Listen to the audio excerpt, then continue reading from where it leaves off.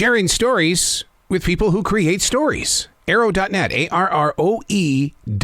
All right, let's do it. Let's play it forward. These are real people, real stories, the struggle to play it forward.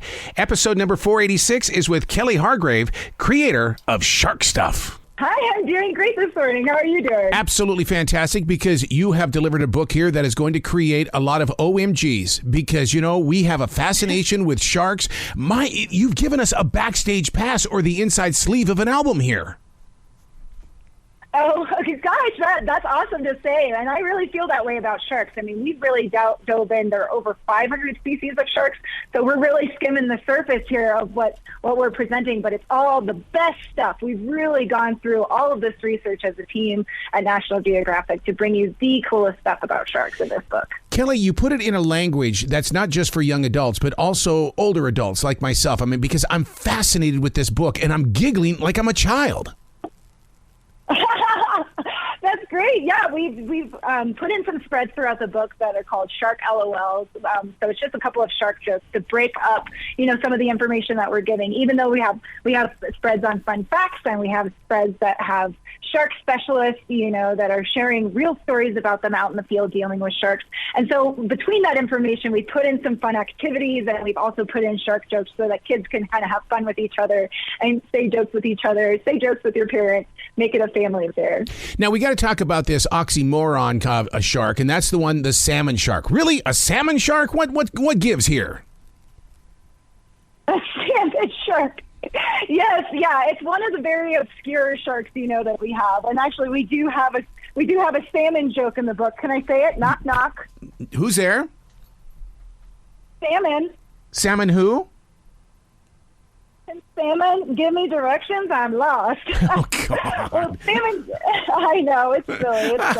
Salmon sharks are just one of the very few sharks that we have in here. You know, salmon sharks, poor beagle sharks, the mako fin shark. We really have a lot of different things in here. 500 species of sharks, you know. So salmon sharks is just one of the very few sharks that's in here. One of the things that because I'm so fascinated with the number of sharks that really are in this world, and like you said, we're still discovering them. I have to wonder, do sharks, are they biased? Do they see another shark and go, you're one of them? Actually, you know, there are sharks that feed on other sharks. So the great white and the hammerhead. Yes, I know, it's terrible.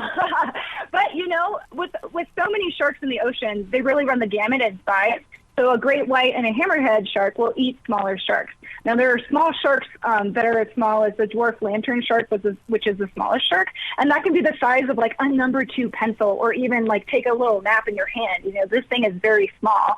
But it's also one of the coolest sharks, which is what we want to bring to light. There are so many different types of sharks. Even the coolest ones have really cool features. The dwarf lantern shark have spots on their tummy that light up. So that can actually help with camouflage. I know, they light up. It's really cool. That's why they're called the dwarf lantern shark. So the small shark will light up its stomach to attract prey, because prey will think that, oh, those little lights look like food, and the shark out of nowhere, you know, there's the shark and it eats its prey. So it uses it to attract prey, but it also can use it as camouflage as well. Wow. So we're trying to kind of put those types of things out there as well. You know, there are small sharks that are just as cool as some of these really big sharks. I was shocked to read about the snout of a shark, and then how it has pores, and they can sense electrical currents from their nose. Oh my gosh, yes, it's so neat, you know. And then some of them, you know, like the hammerheads, it's even more amplified. You know, there's something like the bonnet head shark actually has this really unique feature. Well, it will extract this fluid from their brain that they can use to communicate to other bonnet heads in the area. And then others use those senses in their nose and on their head to be able to scan the bottom of the ocean floor. And some of them can actually possibly sense animals that are hiding beneath the sand. which is cool. So they can find things that are hiding and eat them as prey. So yes, their snouts are really amazing things. And one cool thing about sharks is actually they don't use their nostrils to breathe. They only use them to smell, which also creates a funny feature that sharks actually can't sneeze. You know, we sneeze to get things out of our body when they're irritated. So when if sharks can't sneeze, they're just shaking their head all over the place just trying to get things out. So lots of cool things about sharks' noses. but also one of their most powerful senses, of course.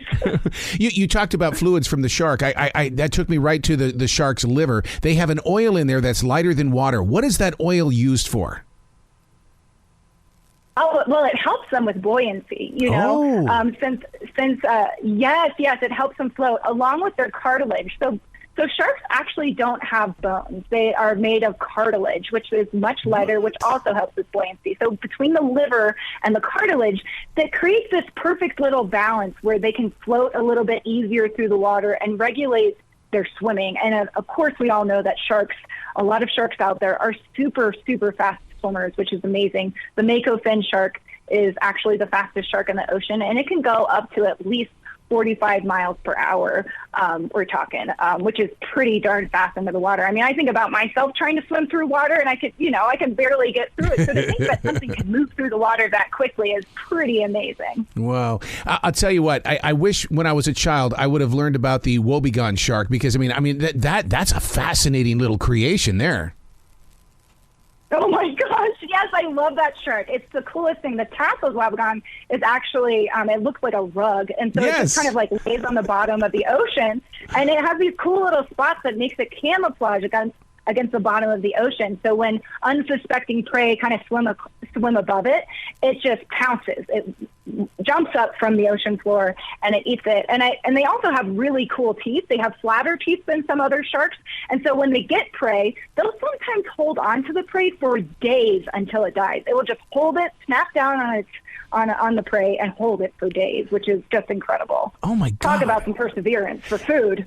Well, I mean, first of all, I'm very fascinated with man being back up in space and stuff like that, but there's just so much undiscovered inside the waters of this planet. And this book right here is proving how uneducated we are, but National Geographic is really opening up that door.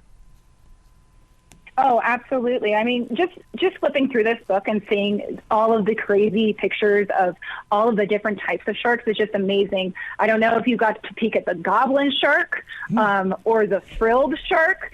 These things will give you nightmares. They're also the coolest things, and some of the ones that we very, very seldom come across because they live deep, deep, deep in the ocean. And so the frilled shark, I believe, hasn't been spotted many times, very few times. So we don't know a lot about it, but it just looks like it looks like something out of a supernatural movie. It swims like an eel, and it has, rows and rows and rows of teeth. I think it has 25 rows of teeth, and the teeth also face backwards. What? So that way, when prey gets in, there's no way that they can get out because they're punctured by the teeth. So, yes, they're really cool creatures, really, really cool. So just, all sorts of sharks that you probably didn't even know exist. They're pictured in here, and they're also the coolest facts about the coolest features about them. And that's what's the neat thing about sharks is, like, there's so many, and each of them has something really neat to offer. Well, how about the horned shark? That's the only one that could appear inside an orchestra, you say. Yes, and it also is one of the very few, if not the only, venomous shark. So it can have some venom in that shark, yes, and it will poke as self-defense. It will poke other predators because it is a little bit of a smaller shark. So it uses that horn for protection, for sure. So when you release these books, do you sit down and have focus groups and stuff like that? Because I would love to see the eyes of a child as well as an adult. So when you read about the spinner shark and stuff like that, because you know that as the creators of a book like this, you're affecting human lives.